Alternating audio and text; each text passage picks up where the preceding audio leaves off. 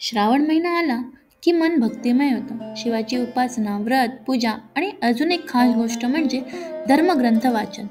चला तर मग जाणून घेऊया काही धार्मिक प्रमुख ग्रंथ आणि ते का वाचावेत याचे कारण. पहिला ग्रंथ आहे शिवपुराण. श्रावण महिना म्हणजे भगवान शंकरांचा महिना.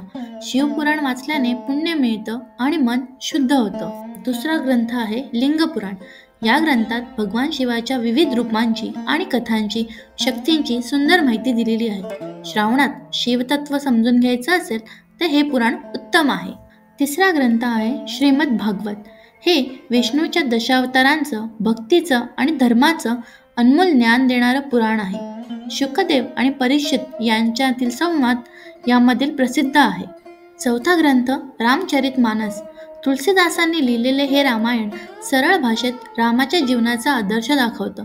श्रावणात भक्तीचा मार्ग समजून घ्यायचा असेल तर रामचरितमानस खूप उपयोगी ठरतं. पाचवा ग्रंथ आहे हरिविजय. श्रीधर स्वामींच्या लेखणीतून उतरलेला हा ग्रंथ विष्णूच्या विविध अवतारांचं अद्भुत चित्र आपल्यासमोर ठेवतं. या सगळ्या ग्रंथांची लिंक डिस्क्रिप्शनमध्ये दिलेली आहे. व्हिडिओ आवडला असेल तर लाईक करा, शेअर करा आणि सबस्क्राईब करा मराठी चैतन्य यूट्यूब चॅनलला. धन्यवाद.